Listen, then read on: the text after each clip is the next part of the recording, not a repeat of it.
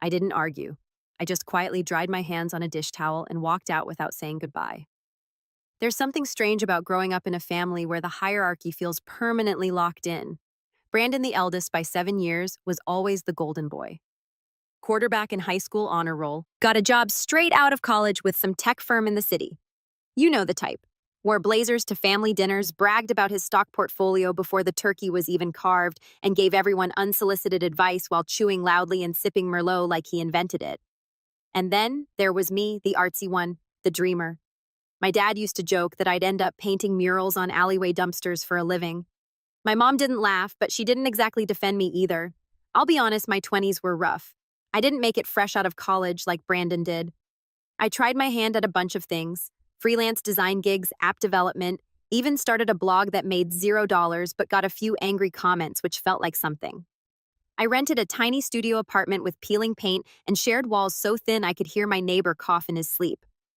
I worked as a janitor at a co-working space during the day and taught myself code at night. Nobody in my family asked how I was doing, and when I reached out once, just once, to ask for a small loan to help cover emergency dental work, my mom responded with a photo of Brandon's new Audi and said, "Maybe your brother can inspire you to get serious." So yeah, I disappeared. Not in a dramatic block everyone way. I just stopped reaching out. I stopped showing up. I stopped trying. I focused on me. I kept working. I kept learning. I started building something slowly, clumsily, but it was mine. I founded a small SaaS company out of my apartment. I made mistakes, hired the wrong people, wrote bad code, spent weeks debugging something that turned out to be a missing semicolon, but it started growing. A client turned into 5 into 20. I reinvested every cent for the first 2 years, barely left the apartment, ate cheap frozen meals, and wore the same 2 hoodies on rotation. I didn't feel successful, but I felt focused. I felt awake. And then one day, a bigger company reached out. They wanted to license part of my product. The offer was generous. I took it. Suddenly, I wasn't just surviving, I was living. I moved into a better place, bought a car that didn't make clicking noises every time I turned left, hired a real team, got an accountant, learned how to sleep more than 4 hours a night. I didn't become a billionaire or anything, but I was finally comfortable, and I did it without a single dime from anyone in my family. That felt good, really good.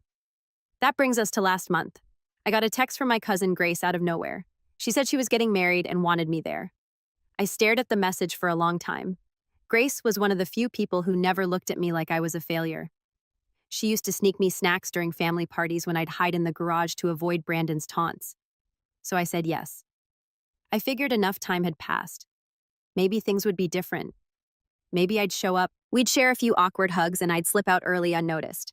The wedding was in this huge estate just outside the city. Vine-covered arches, white chairs on perfectly manicured grass, a string quartet warming up under a canopy. Everyone was dressed like it was the Oscars. I wore a simple navy suit and brought my assistant Leah as my +1. Not because I needed the company, but because she was better at dealing with awkward social interactions than I was. The ceremony was beautiful, genuinely. Grace looked radiant. Her husband seemed kind. I was seated near the back, close enough to see far enough to blend in. I thought I'd made it through undetected until during the reception I heard a familiar voice call out behind me, "Well, well, well, if it isn't our little Picasso." I turned around slowly. Brandon, of course. He looked the same, just a little more tired around the eyes. Still fit, still smug. He had a glass of red wine in one hand and a smirk in the other. He gave me that older brother nod that somehow managed to be both dismissive and fake friendly. "Didn't think you'd show," he said. "Thought you were off in, what was it, toilet cleaning school?" I laughed, mostly to buy time. "Something like that." Leah narrowed her eyes at him, but I gave her a subtle shake of the head. I didn't want to start anything. Not here, not now, not with the clinking of champagne glasses and soft jazz in the background. But Brandon wasn't done. He sipped his wine, leaned in just enough for only me to hear, and said, "So, what are you doing these days, really? Still chasing that little pipe dream of yours? Still sleeping on a futon and calling it a lifestyle?" I could feel the old anger rising in my chest, that familiar tightness, the part of me that wanted to shout, to defend myself, to list every single achievement, every late night, every dollar I earned without help. But I didn't. I just smiled. And that's when I reached into my pocket and pressed the unlock button on my key fob. The Aston Martin parked across the lawn gave a subtle chirp, headlights blinking twice. Brandon turned his head confused, then back to me. "Nah," I said casually. "I mostly travel now. My company pays me even when I sleep." His face changed slightly, but it was there. That flicker of surprise, of doubt, like he suddenly realized the game had changed and he hadn't been keeping score. But that was just the first crack. Because the night wasn't over, and Brandon wasn't done trying to tear me down. He never could stand not being the center of the room. And I was about to find out just how far he'd go to try and shove me back into the shadows. The rest of that night felt like a slow return to a war zone I thought I'd long since escaped. After the key fob moment, Brandon didn't say anything right away. He just gave this tight smile, like he was holding back a quip he couldn't figure out how to phrase. He clinked glasses with someone nearby and slipped back into the crowd, but I knew that wasn't the end. Brandon never liked being surprised, especially not in public, and I had just embarrassed him without even trying. Leah leaned in and whispered, "Is that the brother?" "Yeah," I said. "I can see it," she replied, her tone dry. "Smells like insecurity and expensive cologne." I almost laughed, but my stomach was too tight. The rest of the night was a slow, awkward blur of mingling. People I'd barely recognized shook my hand, said things like, "Wow, it's been forever," or "You look good," without even knowing what they were saying. A few relatives asked the dreaded question, "So what do you do now?" I gave vague answers. Nothing flashy, nothing that felt like bragging. I didn't want to make a scene. I just wanted to enjoy Grace's wedding, maybe catch up with her a bit before leaving. But Brandon had other plans. By the time dinner was served, I was seated at table 7, next to the bathrooms naturally. While Brandon held court at the center table with my parents, his wife Chelsea, and half the cousins I barely remembered. I didn't mind. I was actually grateful for the distance. Leah and I made small talk with a few of the other table mates, a quiet older couple from the bride's side and some guy named Kyle who claimed to be a consultant, which I'm pretty sure meant unemployed. Things stayed quiet until the champagne toast started. Grace's dad went first, a sweet, if slightly awkward speech. Then the maid of honor. Then the best man, Brandon. I felt Leah tense beside me as soon as he walked up to the mic. "Oh no," she muttered. Brandon tapped the glass for attention and smiled his signature charismatic smile. "For those who don't know me," he began, "I'm Brandon, the bride's favorite cousin. Don't tell the others." Light laughter. And, of course, the proud big brother of one Carter Sullivan who decided to grace us with his presence after 5 years of radio silence. More laughter, nervous this time. I felt every eye shift toward me. I gave a tight smile and didn't move. Leah reached under the table and squeezed my hand. Brandon went on. "You know, growing up, I always felt like Carter had his head in the clouds. I mean, while I was applying to colleges, he was painting frogs. Was it frogs or no lizards? Definitely lizards." He chuckled, waiting for the room to follow. I didn't laugh. Neither did Leah. The older couple looked mortified. "I used to worry about him," Brandon continued. "But then I realized some people are just built different. Not everyone's meant for the real world. Some people chase dreams, others pay bills. And hey, we need dreamers too, right?" He raised his glass. "To dreamers." The toast ended. People clapped. A few glanced at me, unsure of how to react. Grace looked furious, but she couldn't do anything. Not in that moment. I didn't move. I didn't say anything. I just swallowed it. Every word, every cheap shot, every condescending smile. I had promised myself I wouldn't give Brandon the satisfaction of seeing me flinch. But that wasn't the breaking point. No, that came later. After the dinner and the toasts, after most of the older guests had started filtering out and the younger crowd had migrated to the open bar and dance floor, I stepped outside for some air. Leah stayed behind to chat with Grace. I needed a moment alone. The estate grounds were massive. Stone paths, lanterns lining the walkways, soft music playing from hidden speakers. I followed the path around the back of the venue, found a quiet bench near a row of hedges, and just sat there, breathing, recentering. That's when I heard footsteps. "Didn't mean to upset you," Brandon said casually, rounding the hedge like he just happened to find me. "It was just a joke. I didn't respond." "You've gotten sensitive," he added. "You used to take my jabs better." I looked up. "I'm not upset." "Good," he said, plopping down on the bench beside me without asking. "Because I've been meaning to talk to you anyway." I raised an eyebrow. "About what?" He shifted, turned toward me. "Look, I know we've had our differences, and I know you've got your little company now or whatever, but the thing is, Mom and Dad are getting older, and there's been some talk." "Talk?" I asked slowly. He nodded. "About the house, the lake property, the inheritance. You know how it is. And they just want to make sure things go smoothly." I felt something cold settle in my gut. "Go smoothly how?" Brandon smiled, that same patronizing smile he used when we were kids. "They want someone responsible in charge, someone who understands how to handle assets. You've been gone, out of the loop. I've been helping with taxes, insurance, repairs, you name it. I stood up. So what, they're cutting me out? No one's saying that, he said, standing too. But you know how they see it. You dropped off the map for half a decade. No calls, no visits, no birthdays. Because they made it clear I wasn't welcome, I snapped. He held up his hands. I'm just the messenger, man. I'm trying to be reasonable. I turned to leave, and that's when he said it. I mean, let's be honest, Carter. You were never really part of the plan anyway. I stopped walking. Mom used to say you were like an extra puzzle piece that didn't fit.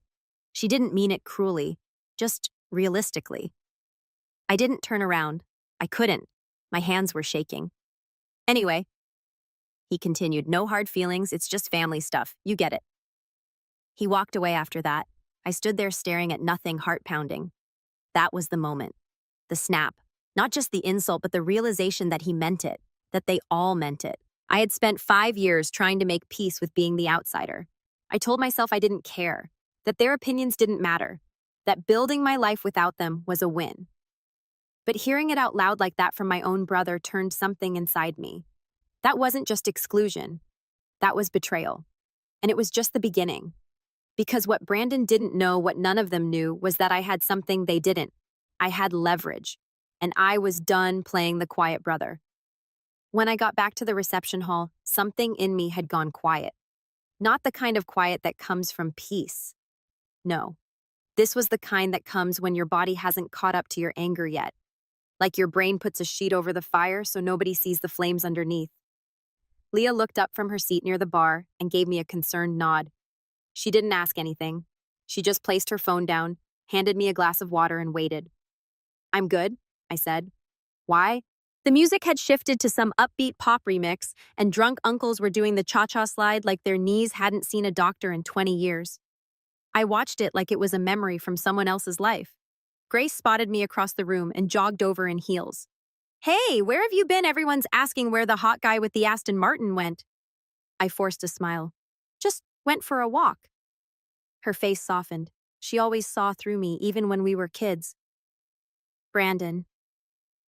I didn't answer. I didn't need to. She sighed and shook her head. I'm sorry. I didn't know he was going to. It's fine. I cut in. It's your night. Don't let him ruin it. She squeezed my arm. I'm glad you came. For what it's worth, some people do notice. You're not invisible.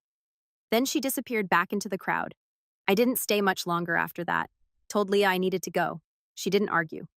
On the ride home, I drove in silence while she scrolled through her phone. About halfway to the hotel, she finally said, You know it's okay if you're not okay. I tightened my grip on the wheel. I mean it, she added. You don't always have to act like everything rolls off you. I nodded. I wanted to say something. Anything. But all I could think about was extra puzzle piece. That line wouldn't stop looping in my head. The next few weeks were numb. Back at the office, I was supposed to be prepping for a big product launch. We had just secured a major client in Europe and were pushing to meet Q4 deadlines. The team was pumped. The momentum was real. And yet I couldn't focus. I'd stare at lines of code and forget what I was debugging. Miss meetings, snap at Leah for no reason, then apologize 5 minutes later. The truth was Brandon had done more damage than I'd let on. Because it wasn't just the wedding, it wasn't just the speech or the dig about my company or the inheritance or even the extra puzzle piece remark. It was the realization that no matter how much I changed, no matter what I built, they'd already decided who I was years ago. And nothing, not success, not distance, not even silence would change their perception of me. That broke something in me. I started waking up late, missing the gym, eating like crap, snapping at the wrong people. I canceled 2 investor calls, pushed back our launch by 3 weeks, and let emails pile up until Leah finally barged into my office and slammed her laptop shut. You either deal with whatever's going on or you tell us you're taking a break, she said. But this half-zombie version of you is dragging everyone down. That hit me, hard, because she was right. And worse, the last time I'd felt like this, I was cleaning toilets. I was skipping meals to pay rent. I was questioning whether I even had a future. And here I was again sitting in a multi-million-dollar startup office with a staff of 12 and a year's runway in the bank, feeling like a complete imposter. That night, I didn't go home. I stayed in the office and just sat staring out the window at the city lights, wondering what the hell was wrong with me. Around midnight, I found myself digging through old email folders. Stuff from back when the company was just an idea in a Google document. I found the first invoice I ever sent, $50 for a custom widget. The first rejection email I ever got. 3 words, not a fit. The first reply from a stranger who said, "Hey, I love what you're building." And for some reason, that last one got me. I remembered that night. I'd been eating canned soup, watching YouTube tutorials on app architecture, thinking about giving up. And then that email landed in my inbox like a spark. It reminded me that someone somewhere saw me, believed in me, even if it was just a stranger on the internet. I stayed up until 3 a.m., rereading old notes, user feedback, blog comments, even typos and pitch decks. I reconnected with something I hadn't felt in months. Purpose. Not revenge. Not proving people wrong. Not trying to outshine my brother. Just building something that mattered. The next day, I called an all-hands meeting, told the team we were done dragging, that we were launching on time with or without perfect polish, that we'd tighten the UI in V2, but for now, we needed to ship. I apologized to everyone, to Leah especially. I admitted I'd let personal stuff bleed into work, that I'd been checked out, and that it wouldn't happen again. You'd think people would be skeptical after a speech like that, but something changed. Maybe they saw the fire in my eyes again, or maybe they'd just been waiting for someone to call the momentum back. Whatever it was, we snapped back. 3 weeks later, we launched. And it was a hit. The European client brought in 2 more referrals. One of our tools got picked up by a mid-sized marketing firm in Toronto. Then someone on TikTok made a viral video about how our app completely changed their workflow. Subscriptions tripled in 2 days. I finally let myself smile again, genuinely. We threw a small party in the office. Nothing wild, just pizza soda and some terrible karaoke. But I stood there watching my team sing horribly off-key and felt something I hadn't felt in years. Belonging. Not because of a last name, not because I sat at some family table, but because I'd built something from the dirt up and people chose to be part of it. I didn't need validation from Brandon. I didn't need a toast or a seat at the center table. I had my own damn table. But even with that clarity, I couldn't lie to myself. The betrayal still lingered. My parents hadn't reached out after the wedding, not even a text to ask if I made it home okay. And then one day I got an envelope in the mail, no return address. Inside was a single sheet of paper, a draft of the updated family trust. Brandon had been named sole executor. There was no mention of me, not even a footnote. I stared at it for a long time. Then I folded it, placed it in a drawer, and locked it. Not because I was letting it go, but because I wasn't going to let them decide what came next. They wanted to write me out of the story, fine.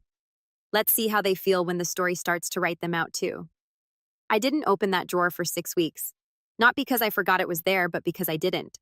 I could feel the weight of that folded paper in the back of my mind every single day, like a splinter lodged too deep to dig out but too annoying to ignore. I went back to work. Business as usual. I led meetings. I traveled. I expanded the company's infrastructure.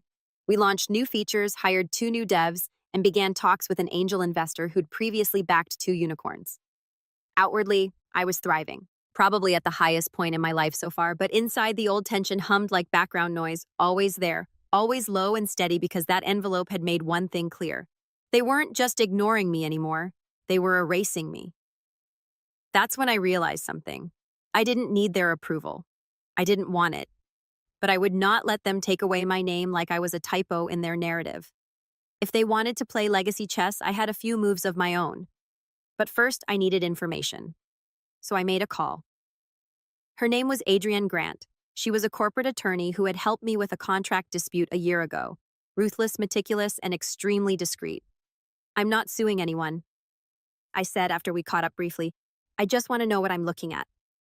Quietly, I faxed her a copy of the draft trust. Less than 48 hours later, she called me. "I'll keep it simple," she said. "You're not disinherited technically. You're just not mentioned at all." Which means what exactly? It means if your parents, without revising the document, everything goes to Brandon as sole executor unless a court challenge is filed, and even then it'll be uphill. I stared at the floor of my office. Can I find out when this draft was made? 6 months ago, it's notarized. That stung. 6 months ago, I just landed our first international licensing deal. I was working 14-hour days building something real, and while I was doing that, they were quietly removing me from the table like I'd never existed. "Anything I can do?" I asked. She paused. "Well, not legally unless there's coercion, mental incompetence, or fraud involved. But Carter," her voice softened, which was rare for her, "you're not crazy to be upset about this. It's cold and it's calculated." I thanked her, hung up, and sat in silence. Then I pulled the envelope from the drawer, and this time I didn't just look at it.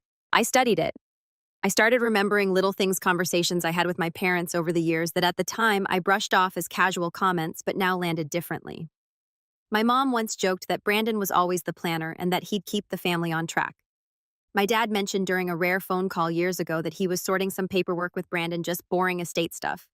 They had been laying the groundwork for this long before the ink dried. And they'd done it quietly, strategically, like I was a loose end they didn't want to tie up but couldn't bear to cut out completely. That's when something clicked. They hadn't written me out because I failed. They wrote me out because I succeeded without them, because I was the reminder they couldn't control, mold, or manipulate anymore. So I stopped asking why they did it, and I started asking what I could do next. The first thing I did was hire a private researcher. Not a sketchy PI from a strip mall, a real one, former IRS consultant turned corporate digger. His name was Vernon, tall, soft-spoken, and methodical. "I'm not looking to blackmail anyone," I told him. "But I want to know what Brandon's really doing with the family money. Because if he'd been made executor and he was handling the taxes and repairs as he claimed at the wedding, there had to be a paper trail." 3 weeks later, Vernon came back with a stack of documentation. Let's just say Brandon was not the responsible family steward he pretended to be. For starters, he had quietly transferred the lake house deed into a shell LLC registered in Nevada. The LLC owned by another holding company, which, you guessed it, Brandon also controlled. On paper, it was a common estate move, but it meant the property no longer technically belonged to our parents. It belonged to him. That alone could trigger serious implications if challenged later. Then there were the maintenance expenses: $9,000 for dock repair, $3,200 for landscaping upgrades, and an eye-popping $18,500 tagged as furnishing replacements. Except the receipts were vague. The vendors were real, but Vernon traced two of them back to side businesses owned by Brandon's friends. He was laundering family assets to enrich himself. But the most interesting piece was buried in a scanned email attachment Vernon had intercepted through an old domain connected to Brandon's business. It was a message between Brandon and his accountant. The subject line: tax shield strategy, parental asset transfer. The body detailed a plan: move my parents' remaining liquid assets into long-term tax-sheltered accounts under Brandon's authority to protect the estate. But it also made clear that Brandon was building structures that would eventually exclude me completely by locking the assets into entities I'd have no access to or legal standing in. I stared at the email for a long time. My brother wasn't just playing favorites. He was playing God, and I finally had proof. I met with Adrienne again and showed her everything. "Legally, this gives you a foundation," she said. "It's not slam dunk stuff, but if your parents were unaware of how far Brandon was going, or if they die without a full audit, this could crack the door wide open." "What would you do?" I asked. She leaned back in her chair. "If I were you, I'd gather leverage and wait." "Wait for what?" "For the moment he thinks he's untouchable." So that's what I did. I didn't go nuclear. I didn't confront my parents or Brandon. I didn't send cryptic texts or make dramatic visits. I went quiet, focused on work, waited. But I did start planting seeds. I reached out to my cousin Grace, the bride, and asked if she remembered any weird interactions with Brandon about family finances. She hesitated at first, but eventually admitted he had tried to get her to sign something related to a shared family cabin trust a few months before her wedding. She didn't sign it, but he pressured her hard. I asked her to forward me anything she still had. She did. Then I reached out to my aunt, my mom's sister, under the pretense of checking in after a recent minor surgery. We hadn't spoken in years, but she warmed up quickly. Eventually, I asked her if she knew who was handling my parents' financial stuff. "Oh, Brandon's got all of that locked down," she said with a note of disapproval. "Your father practically treats him like a CPA now. I'm surprised your name isn't in the will, honestly." "It's not," I said softly. She went silent. Then, "That's not right, Carter." I didn't press further, but I knew she'd remember that. I didn't need to blow everything up. I just needed to turn the tide. And to do that, I had to put Brandon exactly where he wanted to be, at the center of everything. So I RSVP'd to the next family gathering, a retirement party for my father. Brandon was hosting it at the lake house, the same one he no longer technically let our parents own. And I knew deep in my gut that he'd use that night to flaunt his role, his control, his crown, which was exactly what I needed.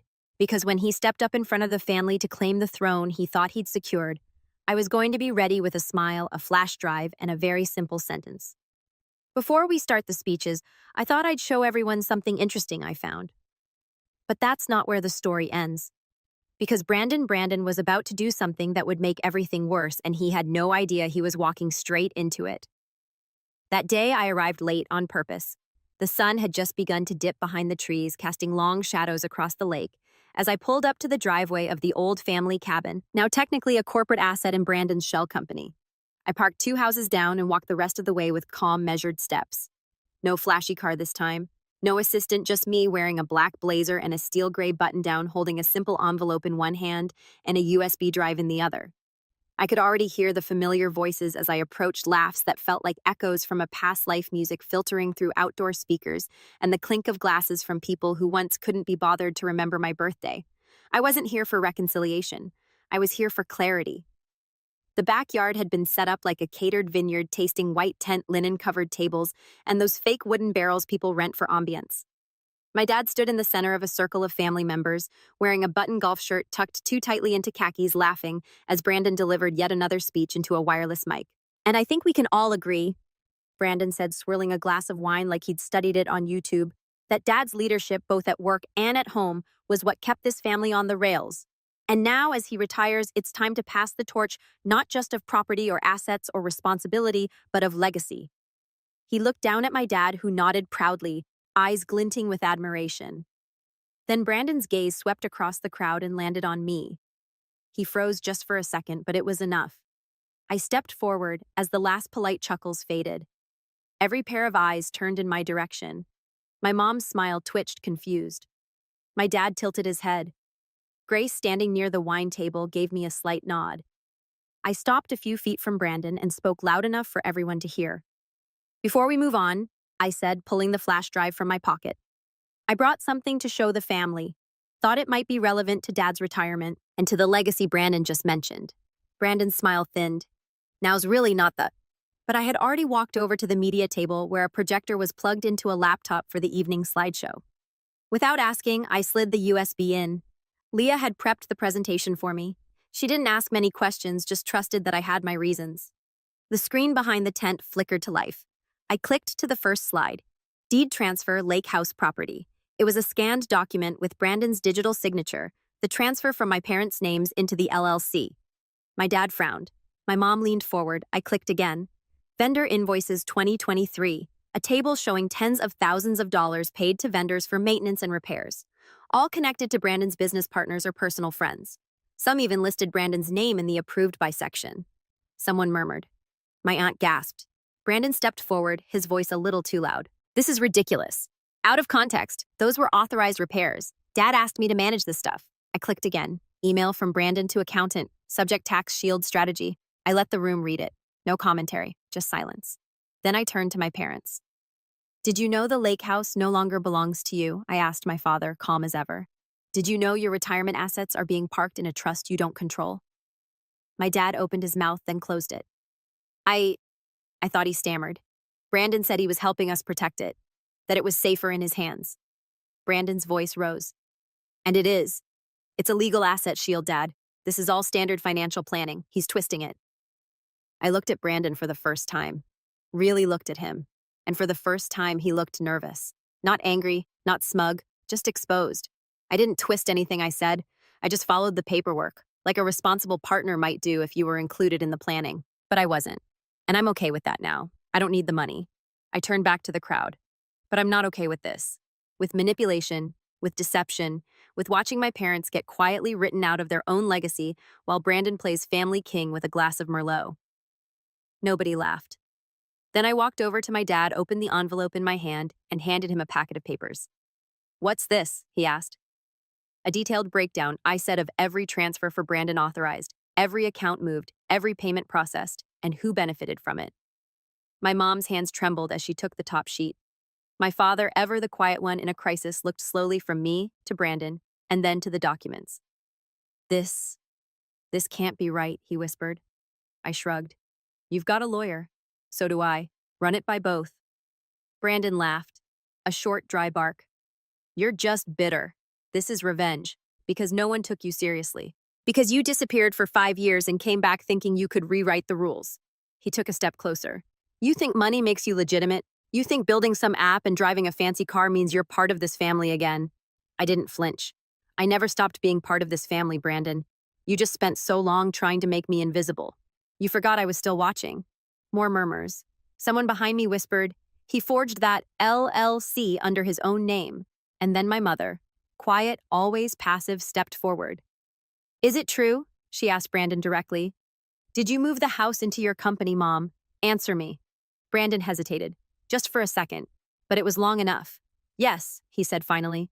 But I told you, she slapped him. The sound cracked like thunder in the stunned silence. Not hard, not violent, but with enough sting to silence the entire backyard. You took advantage of us, she whispered. Of your father's trust, of mine. You weren't protecting us. You were protecting yourself. I was trying to secure. For you, she snapped. Not for us, and not for Carter. Brandon looked around. The crowd had shifted. His allies were quiet. The cousins, the uncles, even his own wife. They weren't looking at him the same way anymore. His kingdom had cracked. And I hadn't even raised my voice. I leaned in slightly and said just loud enough for him to hear. You built your empire on lies, Brandon. I just showed them the blueprint. The fallout was quiet at first. My parents didn't call me that night. Neither did Brandon. I drove home alone, parked the car in my garage, and just sat there for a long time. I didn't feel triumphant. I didn't feel vindicated. I felt clean, like I'd finally rinsed off the last layer of old guilt I'd been carrying since I was a teenager. Like I could finally breathe without wondering what version of me the family had chosen to believe in this year. 3 days later, my dad asked me to meet him for coffee. He didn't say much at first, just ordered black coffee, stared at the lid for a long time, and finally said I was wrong about you. I didn't say anything, just waited. He nodded slowly. About a lot of things. I let Brandon take control because I thought he knew what he was doing. I thought you didn't.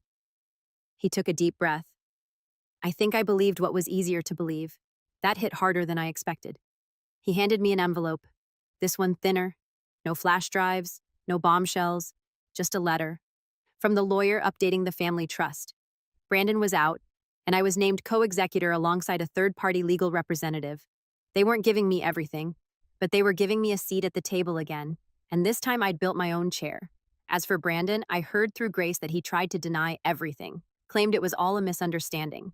But by then, the family had seen too much. My parents called for a full audit. The lawyer reviewed every transfer. His shell companies unraveled faster than he could respond. He ended up dissolving one of his firms under quiet pressure. He still got money. He'll be fine. But the respect gone. And in this family, that's the real currency.